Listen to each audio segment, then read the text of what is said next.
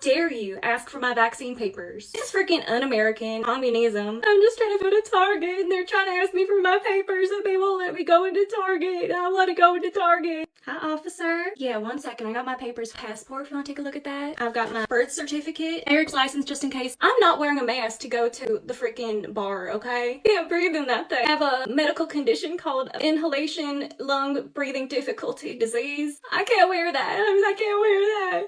I can't wear my mask. Damn Democrats. Hi, officer. Ice Ice Baby. I like your mask. Where's that from? Amazon? I might have to get one for myself, then we can be matching. Joe Biden, he's trying to hush us up and he's trying to convert us all to gay lesbians. Hi, officer. You can do whatever you want to me. You're so cute. My husband won't care. Trust me. He'll probably love to watch. I can get on the ground. Whatever works for you. Yeah, I'll just go ahead and...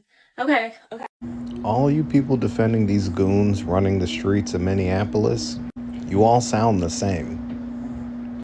Seriously, in my head, with the voice that I hear when you are defending the way these people are violating the Constitution on a daily basis, what I hear is, "Ooh, tread on me, daddy." MAGA hypocrisy has reached peak levels, and we need to talk about it. Vaccine cards, tyranny, masks, communism. Show me your papers, UN American, but federal agents breaking into homes, demanding papers, raiding neighborhoods, hero worship.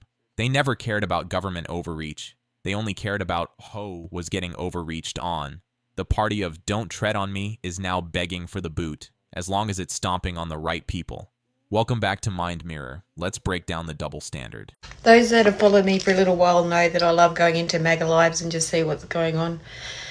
Well, I just went into another one after the latest shooting in Minnesota.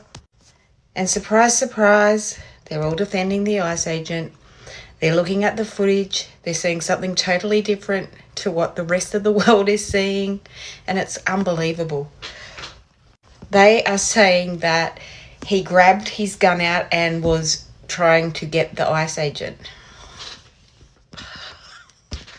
Even when they were shown the slowed down version, where you can see that one of the ICE agents, he's wearing a grey jacket, goes up and grabs the victim's gun and walks away, that's when the shooting starts, after the gun has gone.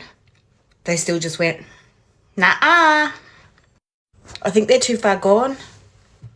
I don't think there's any way you can tell them anything.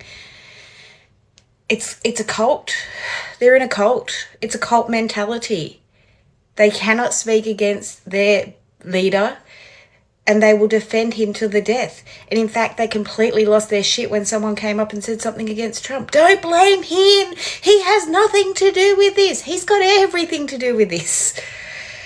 Oh, man, it's insane. They're watching slowed down footage, where you can literally see the agent grab the victim's gun and walk away. And they still deny it. That's not political disagreement. That's cult behavior. When your identity becomes so wrapped up in a movement that facts become negotiable, you've stopped thinking. You're just reacting, defending, justifying. These are the same people who screamed, "Back the blue," during BLM protests. But the second a cop testifies against their side, deep state plant, traitor, enemy, it was never about law and order. It was about their order, enforced by their people against their enemies. And the scariest part, they genuinely don't see the contradiction. So the mayor of Minneapolis says he doesn't want ICE in his city anymore. He doesn't want them there because they wear a mask and they terrorize the people. Wait a minute. This is law enforcement. They're only covering their faces because of the rhetoric that you're putting out there. You've endangered their lives. But here's my other problem. You don't have a problem with Antifa or BLM wearing a mask and terrorizing the people of the city, burning buildings down, overturning cars. You don't have a problem with that, but you have a problem with law enforcement doing their jobs. See, that's liberal logic. I'm Mike. It's Mike Unfiltered. Have a great day. Girls, gays, and theys, and the occasional straight man, good morning. Happy hump day. Girl, today's through line is escalation fueled by MAGA hate rhetoric. Baby, this is now a full pattern.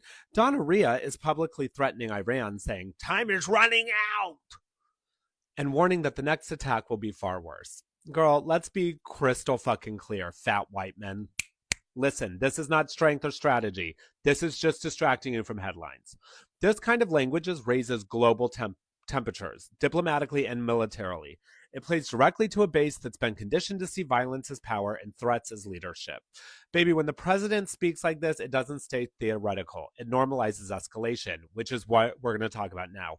Last night at a town hall, Representative Ilhan Omar was attacked, honey. A man rushed at her, sprayed her with something that looked like fucking piss, and then he was tackled to the ground. So let's stop pretending that this shit comes out of nowhere. This is what happens when MAGA rhetoric paints elected officials, especially fucking women of color, immigrants, and Muslims, as enemies of the state. You tell people over and over that someone's un-American, dangerous, or a traitor, and eventually someone is going to act on it, and it's usually someone's fat white uncle, which this guy was. Our words have consequences. That's not sensitivity training. That's reality. Spend years calling someone a terrorist, an enemy, un-American, plaster their face on memes, chant, send her back at rallies. You're painting a target. Eventually, somebody picks up a weapon. The same people defending this rhetoric would have lost their minds if any Democrat used half this language. They'd have demanded impeachment before lunchtime. You don't get to weaponize language for years and act shocked when someone acts on it. Cause and effect. Words don't stay words when they are weaponized daily. And finally, baby, the shooting from Minnesota. The Department of Homeland Security is now confirming 2 federal officers fired shots during the killing of Alex Preddy. That matters, because from the very beginning, the public narrative was incomplete and very misleading, honey. This isn't about, this isn't about anti-cop or pro-cop. This is about truth, accountability, and transparency. When details are very slow walked, minimized, or corrected only after public pressure, we're going to stop trusting you more than we already have. And once the trust is gone, the system doesn't get the benefit of the doubt anymore. So here's the bottom line. There are threats abroad, violence at home, and federal force under scrutiny. These are not isolated stories, you guys. They're connected by rhetoric that rewards anger, dehumanization, and confrontation. If you want less chaos, you start by calling it what it is. This is the cost of MAGA hate rhetoric, and we are all paying for it. So someone go out there. Everyone, today's 2 tasks: punch a Nazi and go to your fat uncle's house and unplug the fucking TV. Why did Trump pick Minneapolis to go after? Aside from the Somalians, okay? Isn't this where George Floyd lost his life? And that movement, Black Lives Matter, really rallied his base around him, didn't it? They were so paranoid and so scared. Do you remember during that time, there were like people going, oh my God, Black Lives Matter, they're coming into our neighborhoods. And I'm too old, I don't know how to jump a fence. Remember they blamed and said like January 6th was Black Lives Matter people in disguise? He got all those racist, crazy fucks to get back on his side. He needs another Black Lives Matter movement, and he is being as aggressive as he can and unapologetically aggressive, sending more and more people in there, apologizing for nothing, trying to provoke this country, take us to the brink. Remember when he told that general when he was walking across the street to that church where he held the Bible upside down during the mass protests when they were firing tear gas, and that was like a big deal back then? Remember he goes, why can't we just shoot them? He's like, you cannot shoot them. Why can't the military be here? He's like, because it can't. He wants it bad. He needs it bad. He's losing all his races to the stupid Epstein files. He needs a really good race war. That's why he's in Memphis, Tennessee. That's why he's in Louisiana and Chicago. He went to Washington, D.C. with every single federal agency even the park rangers were there, walking around the Black communities, harassing, intimidating, questioning, looking around to see what they were doing.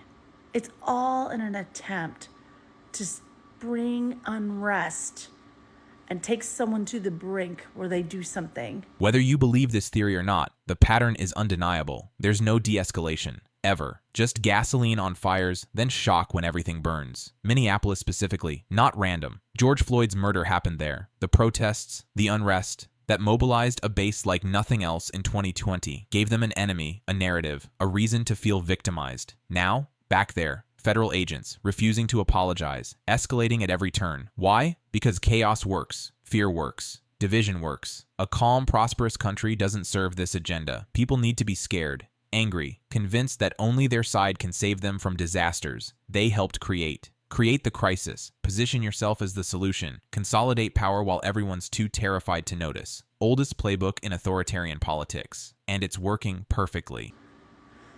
I can't believe this shit. Well, Trump doubles down on ICE as the majority of Americans agree with him, y'all. The legacy media spent the weekend insisting Minneapolis prove Trump had overplayed his hand on immigration. They claimed the public had turned on ICE. They claimed Republicans were panicking. They claimed the protests were actually working.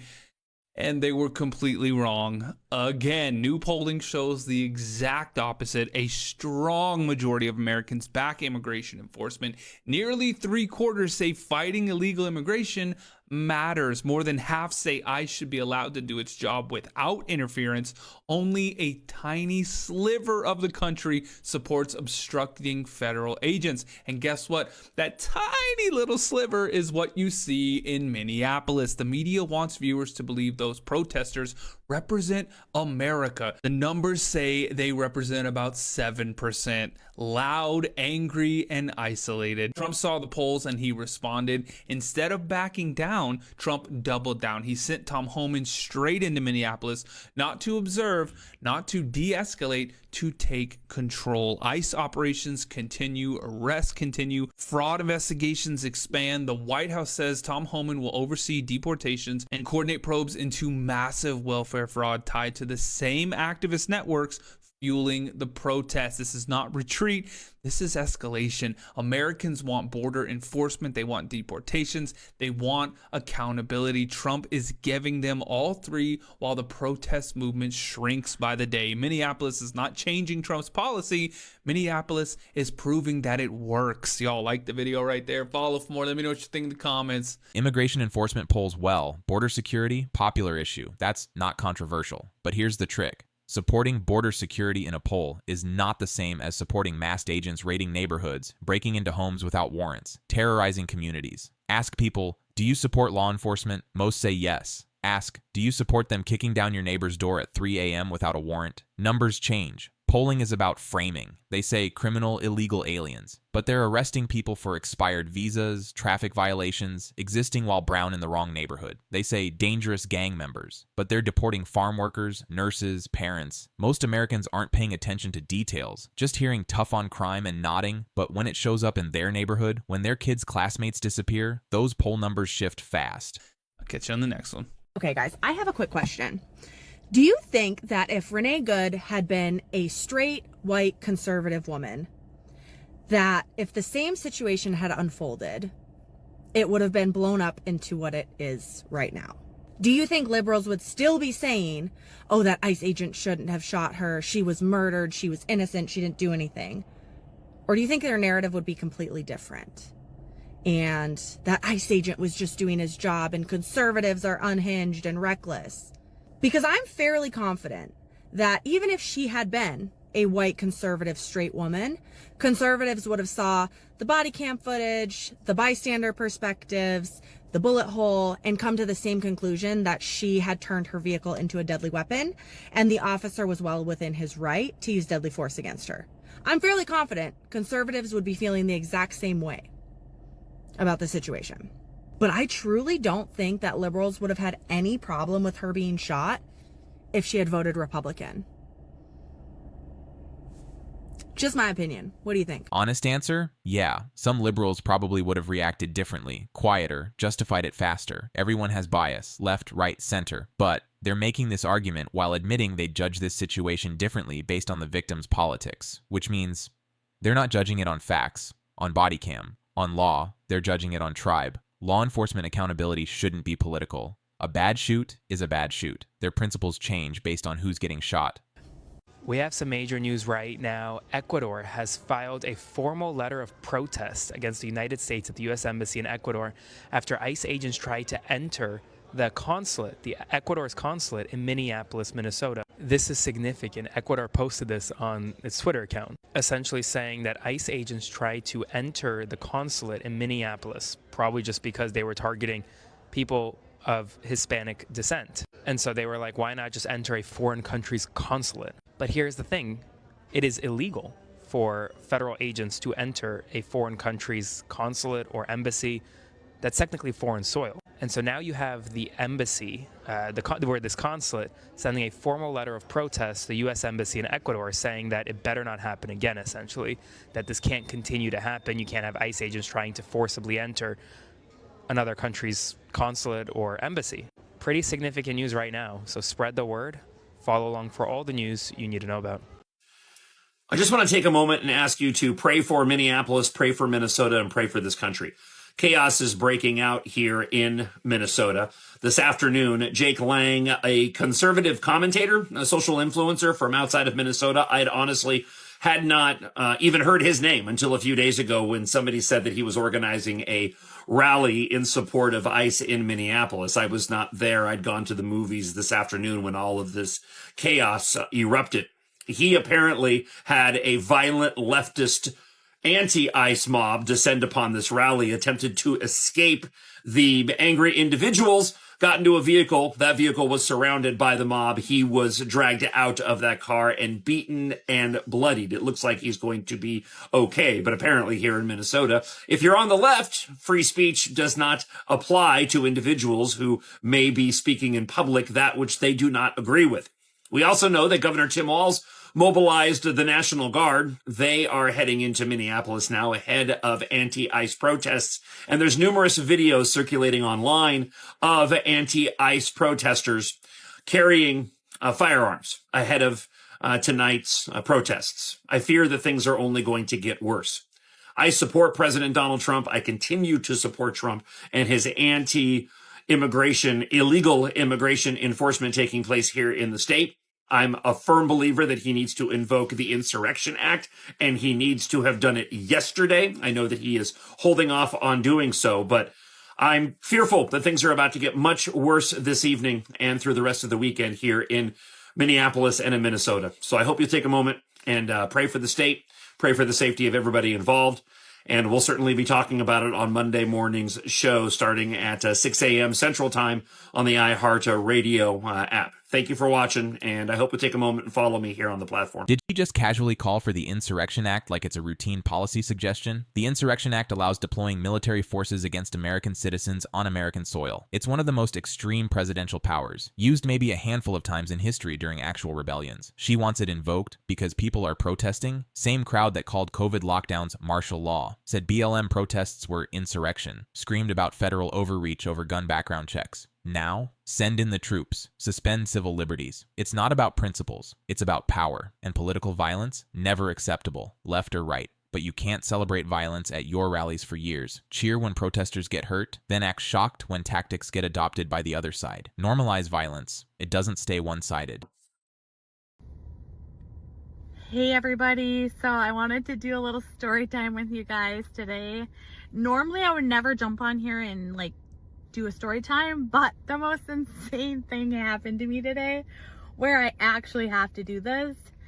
And immediately after this happened, I called my older sister and my husband and I'm like, you guys are never gonna believe what just happened to me today.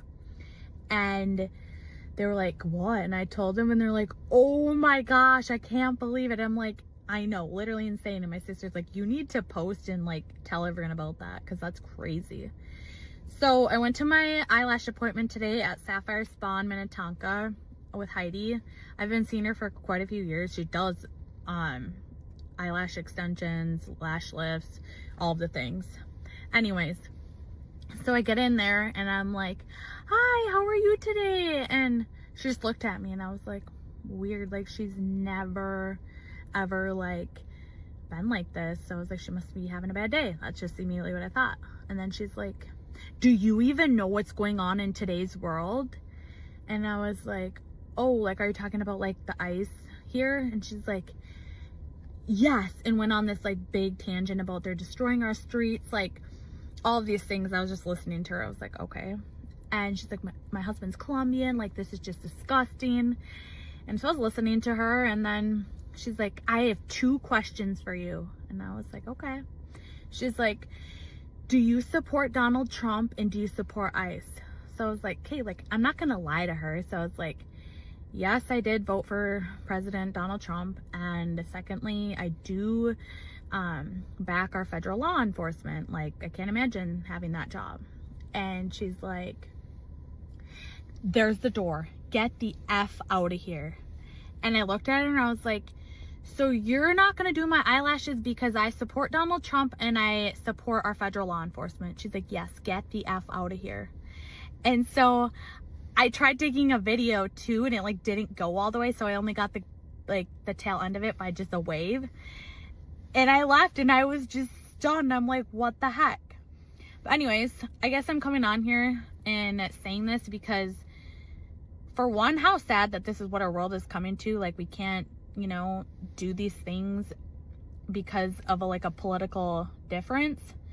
And secondly, if you're Republican, I would definitely rethink your choices of going and seeing her and spending your money, because that was crazy. Storytime lady got kicked out for her political views. Petty? Yeah. Good business? Probably not. But the irony. These are the same people who cheered when bakeries refused service to gay couples, celebrated businesses firing trans employees, defended religious freedom as a right to discriminate. Private businesses can refuse service to anyone. That's freedom. Supreme Court agreed. So now when a private business refuses service to them, it's discrimination. What our world is coming to? Her lash tech has deeply held beliefs too. I don't financially support people backing policies that terrorize my community. Can't have it both ways. Either businesses can discriminate based on values, or they can't. Welcome to the free market you created.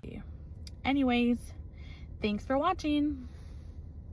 In tonight's news, we have White House Press Secretary Caroline Leavitt addressing the nation about the fatal shooting of the Minneapolis woman who was trying to stop ICE from doing their job. Let us know what you think in the comment section, America. Here we go. Let me be clear.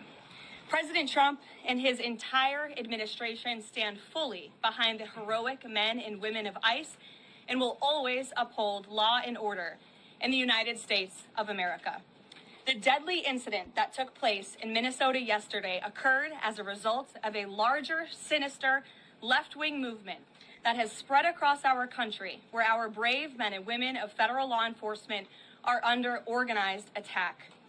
Right now, immigration and customs enforcement officers are facing a 1,200% increase in assaults, a 3,200% increase in vehicle rammings, and an 8,000% increase in death threats. ICE agents are faithfully enforcing federal law to protect the safety of the American people by removing criminal illegal aliens from our country, which is exactly what nearly 80 million Americans elected President Trump and Vice President J.D. Vance to do. Radicals in the Democrat Party are furious over this. They don't want our border secured or criminal illegal aliens being removed. As a result, Democrats are impeding immigration enforcement operations daily, creating extremely heightened and dangerous circumstances that make it nearly impossible for the men and women of law enforcement to simply do their jobs. Democrats are calling to defund federal law enforcement agencies who are protecting public safety. And Democrats are calling to abolish ICE and defund the police. That will never be allowed to happen under this president and vice president. The Trump administration will redouble our efforts to get the worst of the worst, criminal illegal alien killers, rapists, and pedophiles off of American streets.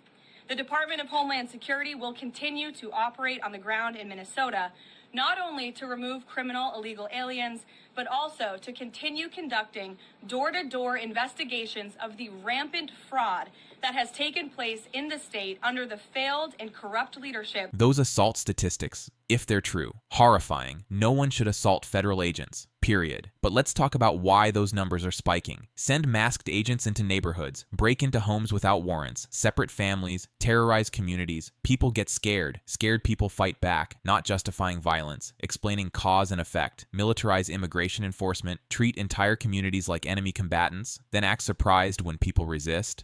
Also, criminal illegal aliens, killers, rapists, pedophiles, but they're also arresting farm workers, students, parents who've been here decades without criminal records. Paint everyone with the same brush.